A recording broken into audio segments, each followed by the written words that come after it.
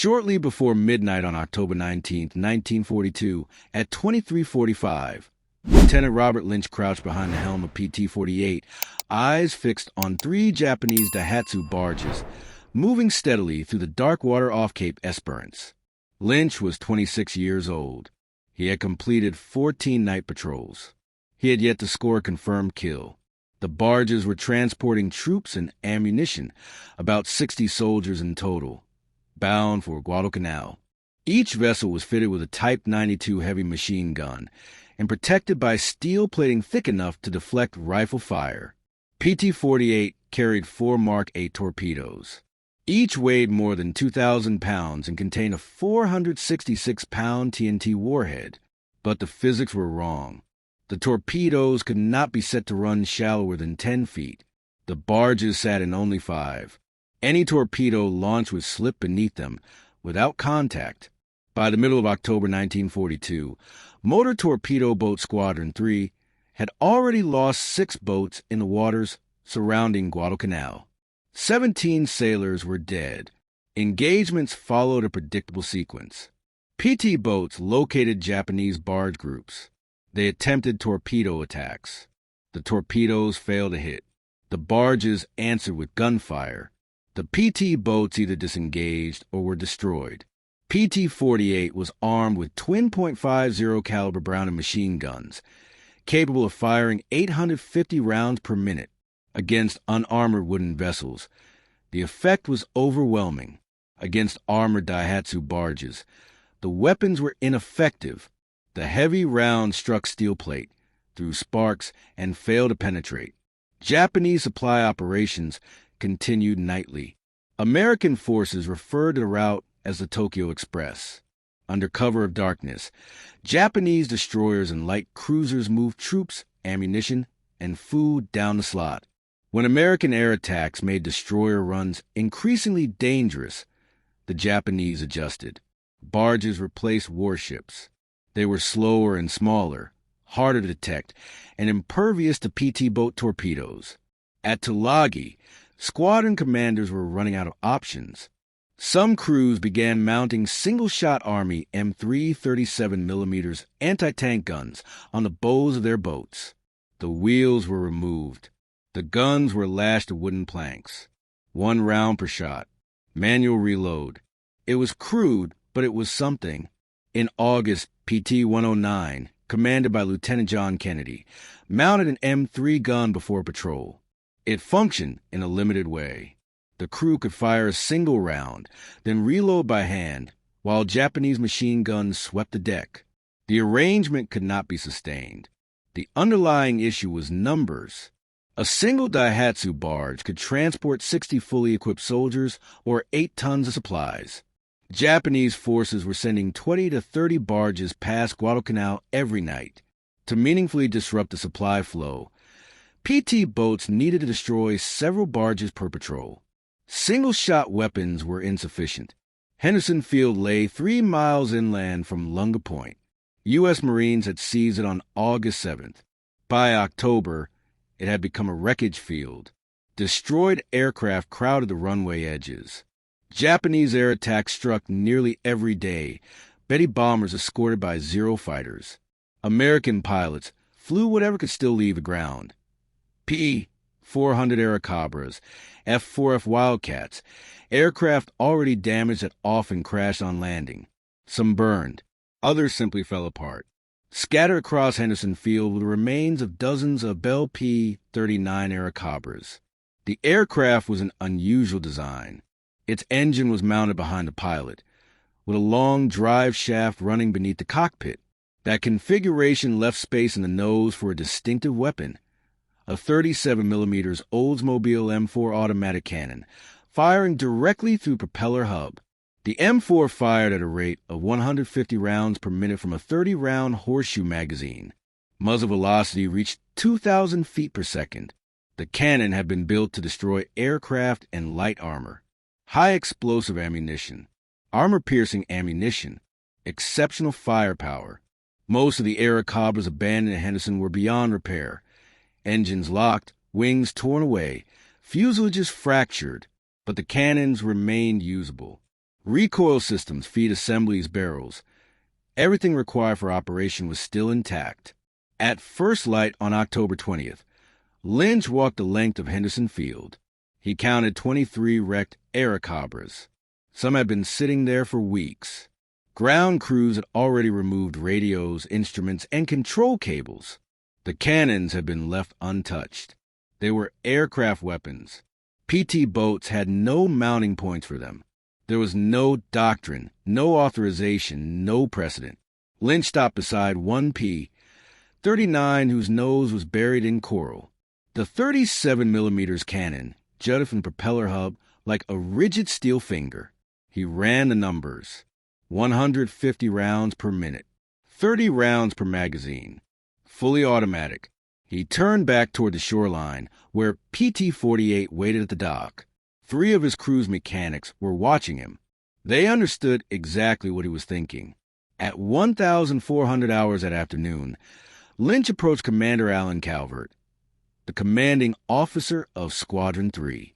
There were no forms to submit, no procurement process to follow, no official pathway, only a direct question driven by necessity. By 1630, 4 PT boat crews were on Henderson Field with cutting torches and wrenches. Nightfall was approaching. The Oldsmobile M4 cannon weighed 213 pounds without ammunition. The hydraulic recoil system added 40 pounds. The feed mechanism added another 30. A complete assembly taken from AP-39 weighed approximately 280 pounds.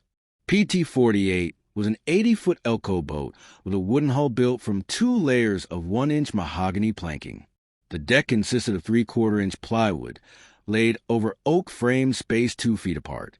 Naval engineers had calculated safe deck loads for .50 caliber gun mounts. No one had ever calculated the effect of mounting a 280-pound automatic cannon, firing 150 rounds per minute on a wooden PT boat deck. Technical Sergeant James Coogan had spent the pre-war years maintaining P-39 fighters at Selfridge Field in Michigan. By October 1942, he was stationed at Henderson Field, serving as an aircraft armorer. He knew the Aircobra's cannon system down to the smallest detail, every bolt, every hydraulic line, every moving part of the M4 assembly. When Lynch's crew reached Henderson Field that afternoon, Coogan was the first specialist they located. The initial wreck they examined was AP-39 that had taken a 20mm cannon hit through the cockpit 3 weeks earlier. The pilot had been killed instantly.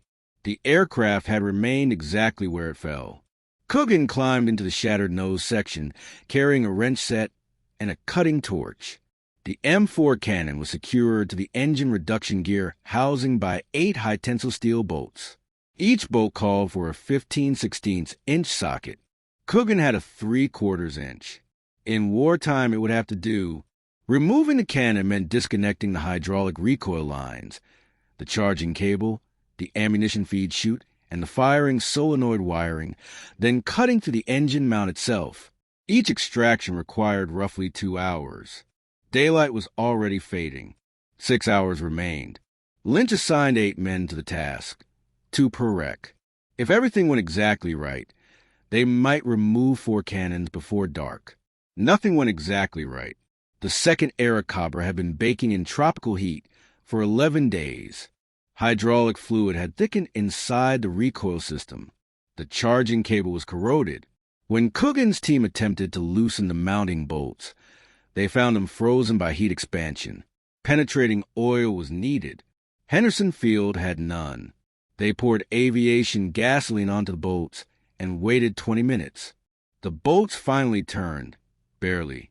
By 1730 hours, 3 complete M4 cannon assemblies lay on the coral beside Henderson Field's runway apron. Coogan began inspecting them immediately.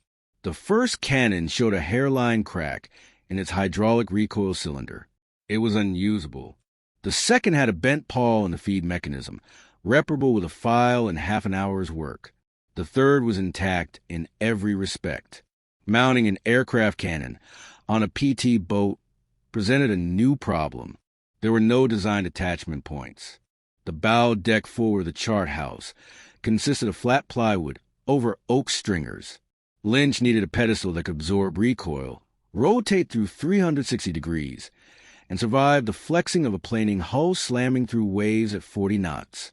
Henderson Field machine shop was minimal: a single lathe, a drill press, and a welding rig powered by a diesel generator. The shop had fabricated engine mounts, repaired propeller hubs, and built brackets for radios and gun cameras. Now it was expected to produce a naval gun mount.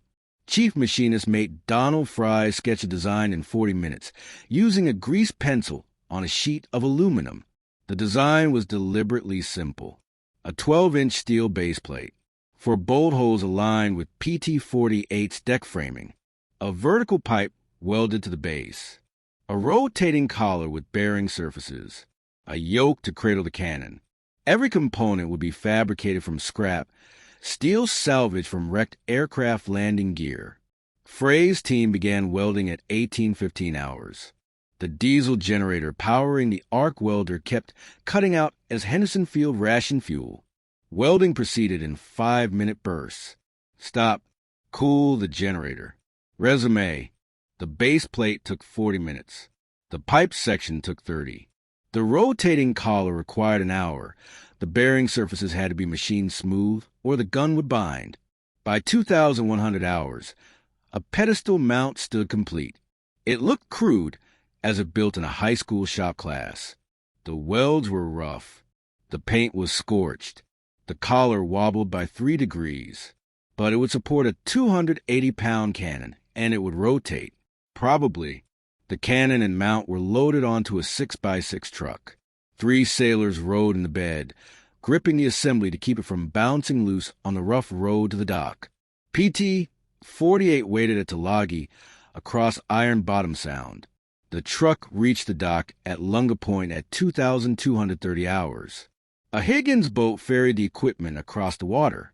Lynch was already aboard PT-48 when the cannon arrived. His crew had measured the bow deck and marked 4 mounting points. The deck framing beneath consisted of doubled oak, sufficient for a .50 caliber turret, possibly sufficient for this. They would find out when the first round was fired, or when the mount tore through the deck.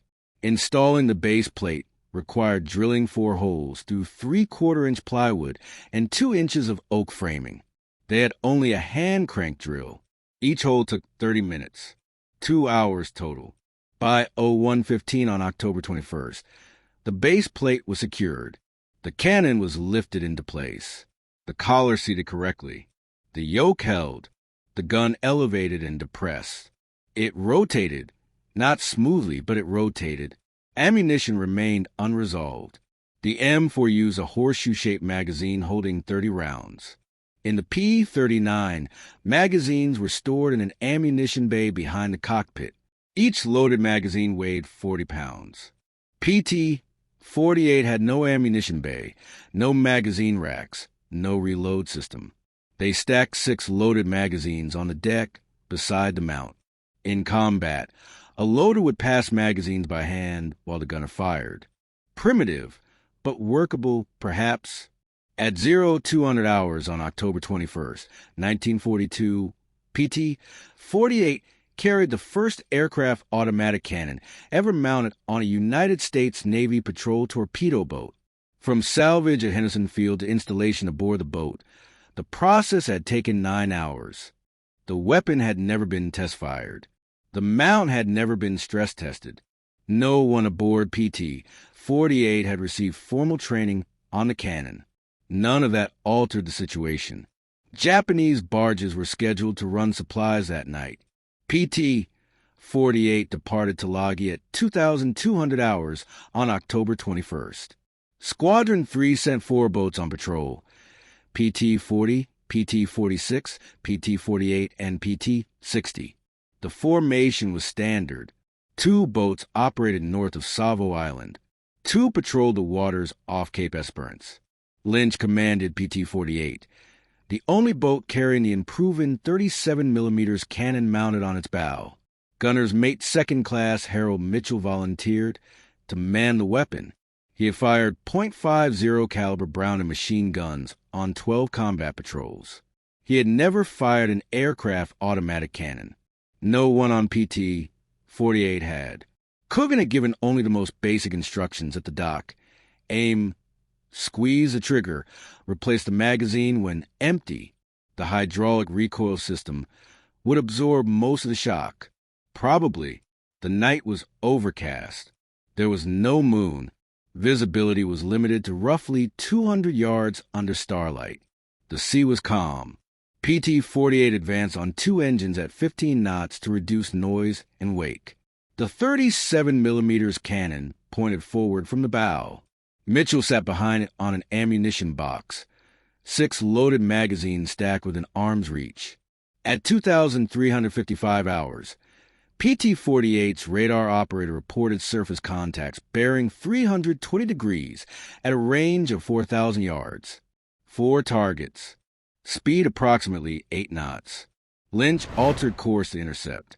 The contacts matched the profile of Daihatsu barges, moving supplies down the slot. American PT boat doctrine called for closing to 1,000 yards before launching torpedoes, with 800 yards considered optimal. Closer range improved accuracy, but increased exposure to return fire against barges that torpedoes could not strike. The doctrine was meaningless. Lynch needed to close far enough of the cannon to be effective. At 3,000 yards, the barges became visible as dark shapes against darker water. For Type A Daihatsu barges, moving in line formation, each was 49 feet long with a 14-foot beam, driven by a single diesel engine. Maximum speed, 12 knots. Each carried a Type 92 heavy machine gun mounted amidships. The barges were loaded with troops. Lynch could make out men seated on deck. PT-48 closed to 1,500 yards. Mitchell charged the cannon, using the manual handle. The mechanism engaged. A round seated in the chamber. He disengaged the safety. The weapon was live. No one knew what would happen next. At 1,000 yards, the lead barge detected PT-48. Its Type 92 machine gun opened fire. 7.7mm rounds struck the water 30 yards short of the boat. Tracers streaked orange across the black surface. Lynch held his course. There was no turning back. At 800 yards, Mitchell fired. The 37mm cannon thundered. The muzzle flash flooded the bow deck with white light. Recoil slammed the weapon backward. The deck flexed. The pedestal mount held. The gun continued to fire. Mitchell kept the trigger depressed. The M4 cycled at 150 rounds per minute, 2.5 rounds per second. The 30-round magazine was expended in 12 seconds. High explosive shells struck the lead barge along the waterline. Each round detonated on impact. The first 3 punched through the steel armor as if it were thin sheet metal. The 4th exploded inside the troop compartment. The diesel fuel tank ignited. Flames burst from the center of the vessel. Men leapt into the water. The barge continued forward for another 50 yards, burning, then settled by the bow and stopped. Mitchell ripped the empty magazine free. The horseshoe feed disengaged cleanly. He grabbed the second magazine and locked it into place. The process took 8 seconds. In combat, 8 seconds was eternity, but it worked. The second barge turned sharply to port, attempting to escape. PT-48 followed. Lynch closed to 600 yards. Mitchell fired again. 30 rounds in 12 seconds. 22 struck the target. The first 5 were stopped by armor. The 6th penetrated. The 7th hit something volatile. The barge detonated. This was not fire. It was an explosion. Ammunition cooked off. The blast was visible for miles. The vessel disintegrated. The remaining 2 barges scattered. One turned north toward Savo Island. The other veered south toward Guadalcanal. PT-48 pursued the southern target. Mitchell loaded the 3rd magazine. The rotating collar of the mount was beginning to bind from heat expansion. He had to force the weapon by hand to keep it on target. The bearing surfaces Fry had machined were already wearing under combat stress. At 700 yards, Mitchell fired again. The barge returned fire with its Type 92 machine gun. 7.7 millimeters round struck PT-48's bow. One penetrated the plywood deck 18 inches from Mitchell's position. He did not stop firing. The 37 millimeters rounds walked up the barge from stern to bow. The engine failed. The vessel lost way and drifted. Men abandoned ship into the water. The barge remained afloat, but it was no longer combat capable. PT-48 disengaged at 0020 hours. Mitchell had fired 90 rounds, 3 magazines. The cannon had not jammed. The mount had not failed. The deck had not collapsed. 2 Japanese barges were destroyed. 1 was disabled. There were no American casualties. Lynch radioed Commander Calvert at Tulagi. The message was brief. The salvaged aircraft cannon worked, far better than expected. By 0300 hours, every PT boat commander in Squadron 3 was requesting an M4 cannon for his vessel. The difficulty was supply. Henderson Field held only 23 wrecked Aircobras. Squadron 3 operated 12 PT boats. The numbers did not align. By October 23rd, 3 additional boats, PT-40, PT-46, and PT-60, had 37 millimeters cannons mounted on their bows. 5 additional wrecked Aircobras at Henderson Field were stripped for parts. Salvage quickly became routine. Crews learned the sequence, which bolts to loosen first, which hydraulic lines to disconnect, which electrical leads to cut. Efficiency increased with every attempt. The second cannon removal took 90 minutes. The third was completed in 70. By the fourth aircraft, the process required only 55 minutes. The pedestal mounts evolved as well. Chief Fry examined the mount from PT-48 after its first combat action and identified problems immediately. The rotating collar showed excessive wear. Recoil forces had scored the bearing surfaces. Fry modified the design, incorporating bronze bushings salvaged from damaged aircraft wheel assemblies. The change reduced friction significantly. Second-generation mounts rotated smoothly, even under sustained firing. Ammunition supply became the next constraint. Henderson Field's armory held horseshoe magazines intended for P-39 aircraft. Each magazine carried 30 rounds, but the system was designed for aerial combat, where engagements lasted seconds. PT boat actions against barges could extend 20 minutes or more. In PT-48's first engagement, Mitchell had fired 90 rounds. The boat carried only 6 magazines, 180 rounds total. That was insufficient. Aviation ordnance personnel at Henderson Field began loading magazines around the clock. Each magazine required 30 rounds to be inserted by hand. Even working quickly, the process took 8 minutes per magazine. For loaders worked 12-hour shifts in the ammunition bay, producing roughly 40 magazines per day. The arithmetic was tight. For PT boats, each carrying 6 magazines, required 24 magazines per patrol. The boats ran 2 patrols per night. Production barely kept pace with demand. The high explosive ammunition proved devastating against Daihatsu barges, designed to tear through light aircraft structures. Than aluminum and magnesium, the round performed even better against a quarter-inch steel plate armor of Japanese barges. Each penetrating hit blew a 12-inch hole and scattered fragments throughout the interior.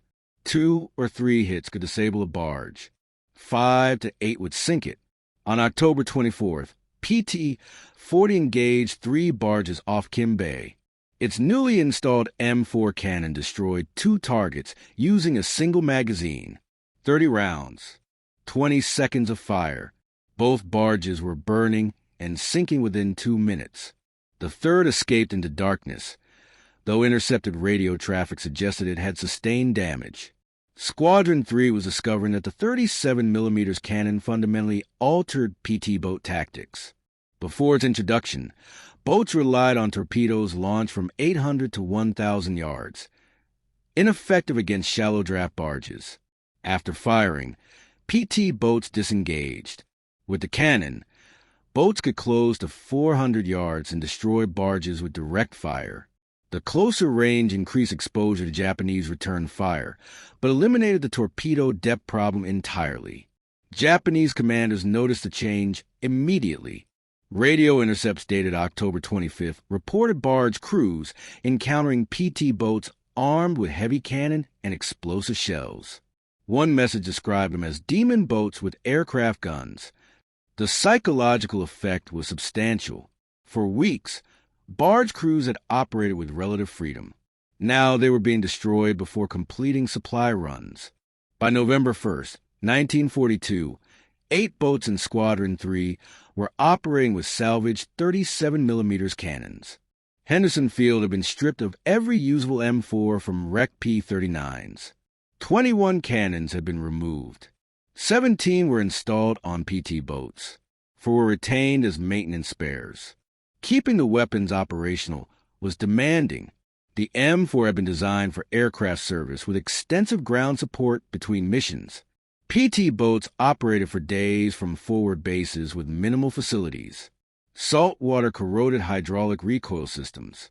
Tropical heat degraded rubber seals. Coral dust abraded feed mechanisms. Gunners' mates learned to field strip and maintain the cannon using improvised tools. To support this effort, Technical Sergeant Coogan transferred from Henderson Field to Tulagi in early November. He set up a small workshop in a corrugated metal shed near the PT boat dock. It contained a workbench, a vise, and basic hand tools. Coogan trained PT boat gunners, mates in cannon disassembly, cleaning, and reassembly. Each man required 3 days of instruction. By mid-November, every boat equipped with a cannon had at least one crewman capable of maintaining it. Reports of the modification moved quickly up the chain of command. Commander, Motor Torpedo Boat Squadron South Pacific, reviewed after-action reports from Squadron 3.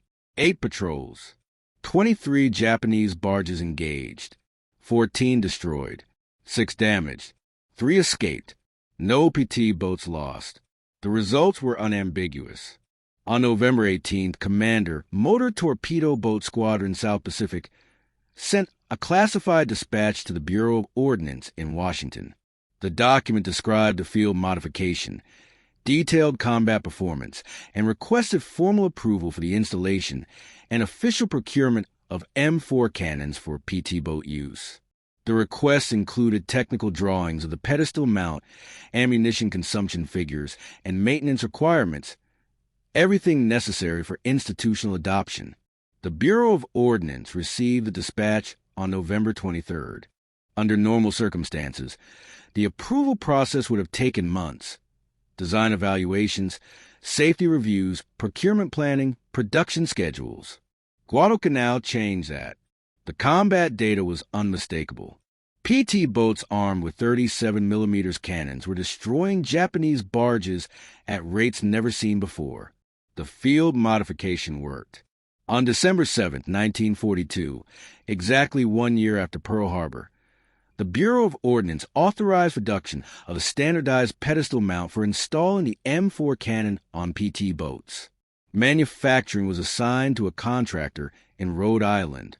The initial production run was set at 100 units. Delivery was projected for 90 days. 90 days was unacceptable.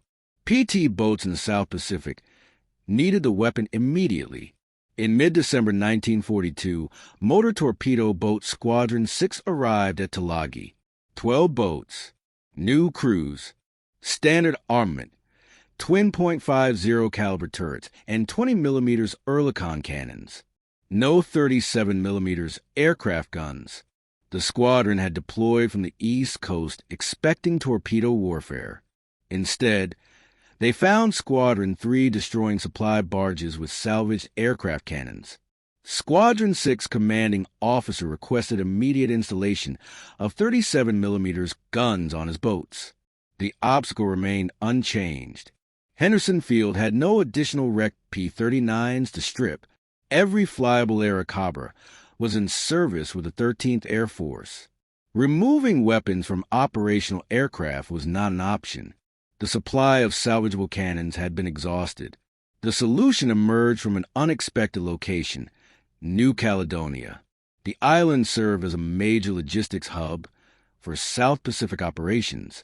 In November, a cargo ship arrived carrying replacement parts for damaged P-39 fighters.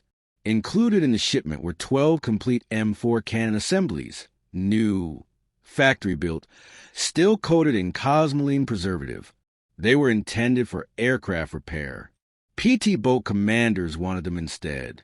The paperwork became creative. Officially, the cannons were requisitioned for P-39 maintenance at Henderson Field. Unofficially, they never arrived there. A Catalina flying boat transported the assemblies directly to Tulagi. By December 20th, Squadron 6 began installing the new cannons on its boats. No salvage work, no cutting torches, no improvised mounting. Installation used a refined pedestal mount design developed after PT-48's first action. The difference between salvage and factory new cannons was immediate. Weapons pulled from wrecked aircraft showed where degraded hydraulic seals, damaged feed systems, barrels eroded by combat use. The New Caledonia cannons were pristine. Hydraulic systems ran smoothly. Feed mechanisms cycled without hesitation. Performance matched original specifications.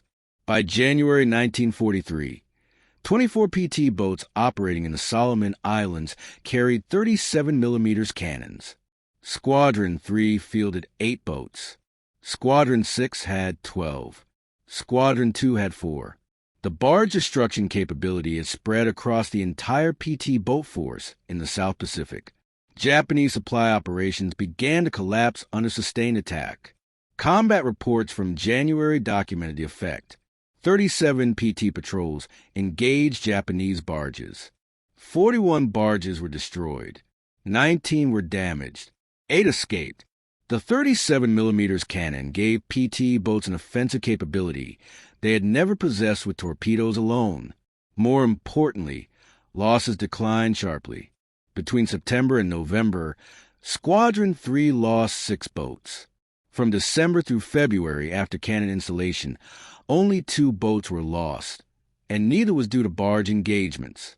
Tactical doctrine evolved quickly. PT boats began operating in pairs. One boat closed 400 yards and engaged with a 37mm cannon. The second provided suppressive fire with .50 caliber machine guns and stood ready to launch torpedoes if larger vessels appeared. The paired approach maximized firepower while reducing risk. Ammunition expenditure became predictable. A typical barge engagement consumed 2 to 3 magazines, 60 to 90 rounds. Sinking a Daihatsu barge required roughly 40 to 50 hits, depending on impact location. Fuel tanks, engine compartments, and troop spaces each produced different effects. Crews learned to target specific points for maximum damage. Japanese forces adapted in turn. Barge convoys began operating with destroyer escorts. The destroyers engaged PT boats at long range with 5-inch guns while the barges dispersed. PT boats could not effectively challenge destroyers. The 37mm cannon was lethal against barges. Against destroyers protected by 3-inch armor plate, it was ineffective. The balance shifted again. Squadron commanders requested heavier weapons. 40mm Bofors guns, 3-inch deck guns, anything capable of engaging destroyers. Those weapons were significantly heavier than the M4. Installing them required major structural changes to PT boat hulls and a return to stateside shipyards. In active combat conditions, this was impractical. The compromise came through ammunition development. The Bureau of Ordnance produced a new armor-piercing 37mm round using a tungsten carbide penetrator. Designed to defeat light armor at close range, it could not penetrate destroyer armor, but it proved effective against Japanese patrol boats and subchasers. The new rounds reached Tulagi in February 1943. Quantities were limited, 60 rounds per boat, reserved for armored targets. Meanwhile, production of standardized pedestal mounts continued in the United States. The Rhode Island contractor, completed the first 50 units in February. The standardized mounts reached the Pacific in March. By then, crews in the Solomon Islands had already designed and installed more than 30 improvised mounts of their own.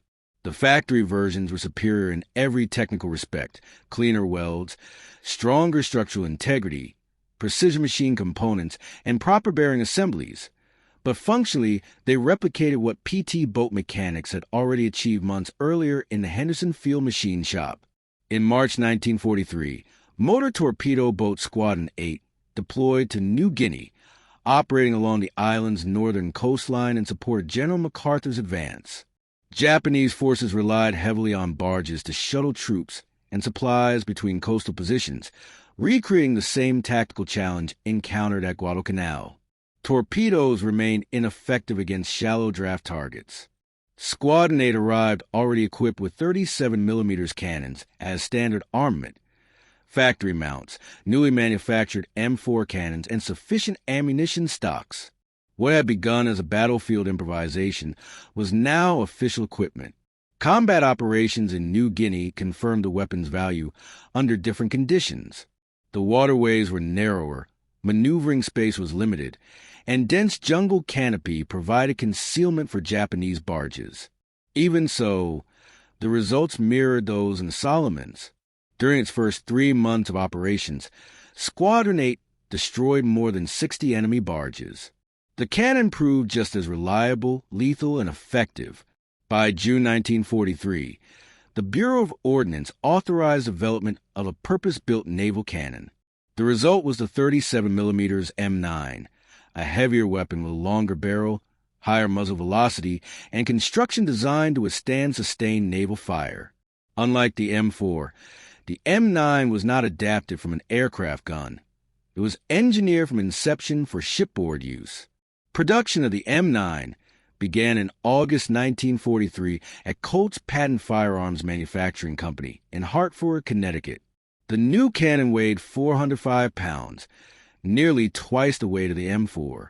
Its 78-inch barrel produced a muzzle velocity of 3,000 feet per second, roughly 50% greater than its predecessor. The increased velocity resulted in a flatter trajectory and improved armor penetration. The first M9 cannons arrived in the Pacific in October 1943. Motor Torpedo Boat Squadron 15 received 24 weapons for installation. The added weight required structural reinforcement. Naval architects specified steel backing plates beneath the plywood deck at the mounting points, increasing structural weight by approximately 200 pounds per boat. Initial testing revealed immediate advantages. Effective range increased to 1,000 yards compared to the M4's 600-yard limit. This additional distance allowed PT boats to engage barges before entering effective enemy fire range, reducing casualties and improving mission success rates. Although the M9 used the same 30-round horseshoe magazine as the M4, its higher chamber pressure introduced new requirements. Ammunition loading demanded precise consistency. Minor variations in round seating could cause feeding issues. Armory crews implemented revised loading protocols. Each cartridge inspected, each magazine function tested prior to issue. The added preparation time eliminated malfunctions in combat. By January 1944, the 37mm cannon became standard factory-installed equipment on PT boats. Elko Naval Division mounted M9 cannons during construction at its Bayonne, New Jersey facility. Higgins Industries followed suit in New Orleans. New boats left the production lines with fully integrated, structurally reinforced cannon installations. What began as an improvised solution at Henderson Field had taken 18 months to become formal doctrine from October 1942 to January 1944. The transition demonstrated how field innovation could reshape naval operations when results were documented and command leadership responded. Early in 1944, squadron commanders in the Mediterranean requested the same capability. PT boats operating off Italy faced comparable challenges. German F-lighters and Italian MAS boats employed shallow draft hulls that rendered torpedoes ineffective. Squadrons 22 and 29 received M9 cannons in March 1944. The Mediterranean theater presented a different tactical environment: narrower seas, denser enemy defenses, and heavier coastal artillery, but the weapon's effectiveness remained consistent. High rates of fire and explosive ammunition proved lethal against lightly armored targets. Throughout the spring and summer of 1944, Mediterranean PT boats engaged German convoys along the Italian coast with success. One action off Anzio in April illustrated the cannon's capabilities. PT 208 encountered 4 German F-lighters attempting to evacuate troops from the beachhead. In a 15-minute engagement, the boat's M9 cannon destroyed 2 lighters and damaged a third, expending 120 rounds. When PT boats returned to the Philippines in October 1944, they operated in waters familiar from the opening phases of the war nearly 3 years earlier.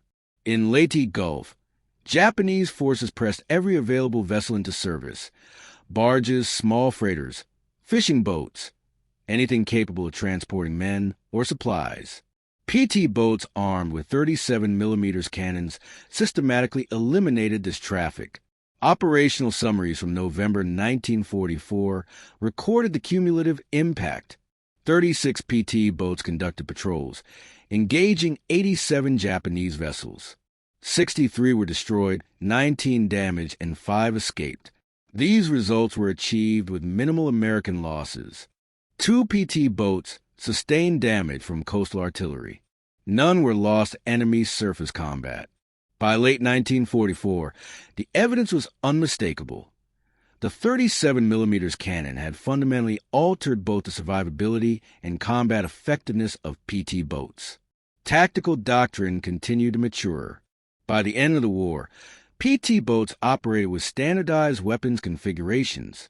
A typical loadout included one forward-mounted M9 37mm cannon, a 40mm Bofors gun aft, multiple .50 caliber machine gun positions, and rocket launchers. The boats were no longer primarily torpedo platforms. They had evolved into heavily armed gunboats. That transformation traced directly back to the first salvaged aircraft cannon mounted on PT, 48 2 years earlier. Production figures reflected the weapon's success. Between August 1943 and August 1945, Colt manufactured more than 1,500 M9 cannons. Not all were installed on PT boats. Some armed landing craft. Others went to patrol vessels or coastal defense positions. Even so, PT boats received priority allocation. Combat performance justified it. The boats required the weapons, and the weapons delivered results. By early 1945, Japanese barge traffic in the Philippines had effectively collapsed. This was not because Japanese forces abandoned resupply efforts, but because PT boats destroyed barges faster than they could be replaced. The 37mm cannon created a tactical environment in which shallow draft supply vessels could not survive surface movement. Japanese commanders turned increasingly to submarine supply missions and night air transport, methods that were more costly, less efficient, but safer than barges. The final major PT boat operation took place in June 1945 during the invasion of Brunei Bay in Borneo. Australian and American forces landed with PT boats providing fire support and conducting anti-barge patrols. Japanese resistance proved lighter than anticipated. Few barges remained to engage. The war was drawing to a close, but PT boats remained on station, fully armed. Weapons that began as emergency improvisations had become standard naval armament. On August 15, 1945, Japan surrendered. The war ended. During World War II, 531 points boats served in combat. 99 were lost to enemy action, accidents, or weather. 432 survived. Nearly all of them carried 37mm cannons. What began as a field modification had become defining equipment. In the post-war period, the Navy's Bureau of Ships conducted a comprehensive analysis of PT boat performance across all theaters. The study examined 4 years of combat operations from 1942 to to 1945, encompassing thousands of patrols and hundreds of engagements. The statistical pattern was clear. PT boats equipped with 37mm cannons achieved significantly higher destruction rates while suffering fewer casualties than boats without the weapon. The numbers were conclusive. PT boats operating from October 1942 through September 1943 without cannons destroyed an average of 0.3 Japanese vessels per patrol. From October 1943 through August 1945, boats equipped with cannons destroyed an average of 1.8 vessels per patrol, 6 times the effectiveness. American casualty figures followed the same trend. During the Solomon Islands campaign from August through September 1942, PT boat crews suffered an average of 4.2 casualties per week. From October 1942 through February 1943, after cannon installation, weekly casualties dropped to 1.7, a reduction of approximately 60%. The cannons allowed engagements at distances where Japanese return fire was far less effective. Confirmed Japanese vessel losses attributed to PT boats armed with 37mm cannons exceeded 800. These included barges, small freighters, patrol boats, subchasers, and landing craft. Most were barges.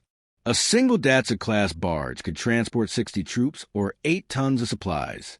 800 destroyed barges represented either 48,000 troops who never reached the front or 6,000 tons of ammunition and food that never arrived.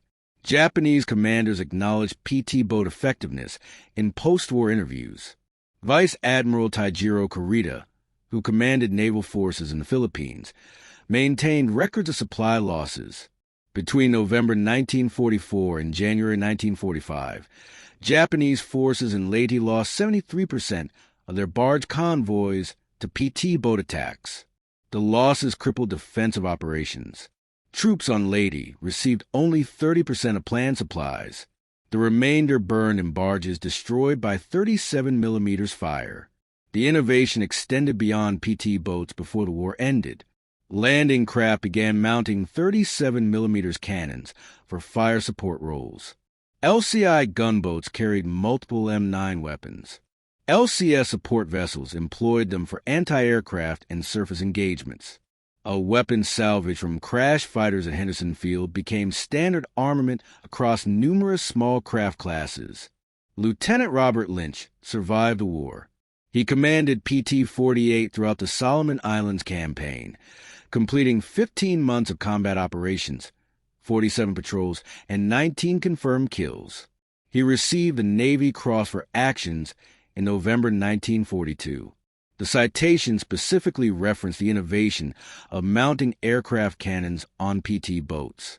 After the war, Lynch returned to Philadelphia, worked as an electrical engineer, and died in 1978. He never publicly discussed the cannon modification. Technical Sergeant James Coogan transferred from Henderson Field to Tulagi, where he spent the remainder of the war maintaining PT boat cannons.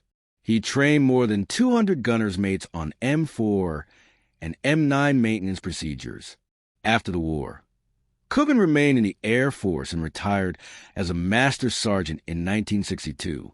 He preserved detailed maintenance logs documenting every cannon salvaged from wrecked aircraft, every modification, and every combat repair. Those records survive today in the National Archives. Chief Machinist Mate Donald Fry designed the original pedestal mount in the Henderson Field machine shop. His crude solution formed the basis for the standardized factory mounts produced 18 months later. Fry received no formal recognition during the war. No medal, no citation, no official commendation. He stayed at Henderson Field until December 1943, after which he was transferred to Pearl Harbor for submarine maintenance duty. Following the war, he returned to Tacoma, Washington, worked in a shipyard, and passed away in 1991 at age 73. Gunner's Mate Second Class Harold Mitchell fired the first 37mm cannon shot from a PT boat in combat on October 21, 1942. He survived that engagement and completed 42 additional patrols. In January 1943, Mitchell transferred to PT 109 as a gunnery instructor, teaching crews how to operate the salvaged cannons effectively. For his actions at Vella La Vella in August 1943, he received a Bronze Star. After the war, he worked for Boeing in Seattle and died in 2006. The final production M9 cannon left Colt's Hartford factory on August 10, 1945, 5 days before Japan's surrender. It never saw combat, assigned instead to PT 809 in the Philippines. The boat was decommissioned in October 1945, and the cannon was placed in storage at Cebu Bay. Its ultimate disposition is unknown. Of the 531 points boats that served during World War II, only 12 survive today. 8 as museum vessels, 4 in private ownership. Most retain their 37mm cannon mounts, and some still have operational M9s. PT 617 at Battleship Cove in Fall River, Massachusetts, displays a functional M9 on its bow, mounted using the factory standard design derived from Frey's improvised Henderson Field pedestal. The development path of the 37mm cannon was highly unusual for naval ordnance. Standard weapon systems followed a predictable process. Requirements defined, specifications written, prototypes tested, production authorized, deployment planned. The PT boat cannon ignored all those steps. It began with crews salvaging aircraft guns, welding rudimentary mounts from scrap steel, and testing them in combat. Only after proving the concept did official channels respond. The timeline from first combat use to factory installation spanned 18 months, October 1942 to January 1944. By bureaucratic standards, this was rapid. By combat standards, painfully slow. Crews in the Solomons needed the weapon in October 1942. They built it themselves. Official approval came later. The innovation succeeded because it addressed an urgent tactical problem with available resources. Japanese barges carried troops and supplies, and American torpedoes could not hit them. PT crews needed a weapon that could solve the problem. Salvaged aircraft provided it. They simply connected the need to the solution. Military organizations typically resist field modifications. Unauthorized equipment creates maintenance challenges, complicates logistics, raises safety concerns, and increases liability. Institutions prefer controlled development and approved procurement. Combat does not wait. Commander Alan Calvert authorized the first cannon installation without higher approval. If the mount had failed and crew members were killed, he risked a court-martial. If the boat were damaged, he would have been accountable. He authorized it anyway, because the boats needed to survive. The results vindicated the decision. The Bureau of Ordnance also deserves recognition. When Commander Motor Torpedo Boat Squadron South Pacific submitted the November 1942 dispatch documenting the field modification, the Bureau could have rejected it. Non-standard installation, liability risks, unauthorized innovation.